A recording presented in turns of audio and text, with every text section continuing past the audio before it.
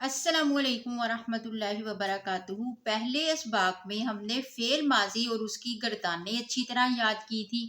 آج ہم ان کے صیغے یعنی ان کی علامتوں کو قرآن مجید میں مثالوں کے ساتھ استعمال کرنا پڑھیں گے۔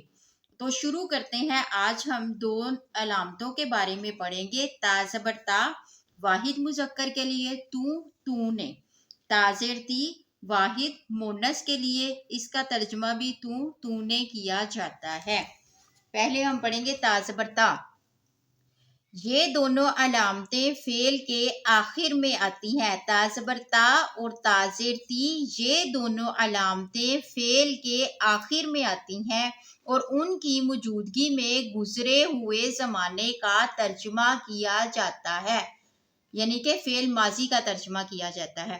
تا زبر تا یہ علامت واحد مذکر کے لیے استعمال ہوتی ہے اور اس کا ترجمہ تو نے کیا جاتا ہے۔ مثلا خلقتا تو نے پیدا کیا، انعمتا تو نے انعام کیا، دخلتا تو داخل ہوا، قلتا تو نے کہا، صراط الذین انعمت علیہم ان لوگوں کا راستہ جن پر تو نے انعام کیا، جن پر تو نے انعام کیا۔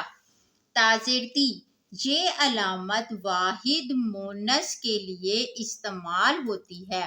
کس کے لیے استعمال ہوتی ہے؟ تا زیر تی واحد مونس کے لیے استعمال ہوتی ہے اور تا زبر تا واحد مذکر کے لیے استعمال ہوتا ہے اور اس کا ترجمہ بھی تو نے کیا جاتا ہے۔ مثلا جئتی تو آئی ہے، تا زیر تی تو جی آئی ہے، جئتی تو آئی ہے، امتلأتی تو بھر گئی ہے، امتلأتی تا زیر تی تو بھر گئی ہے، انک کنت من الخاطئین بے شک تو مونس ہے خطا کاروں میں سے۔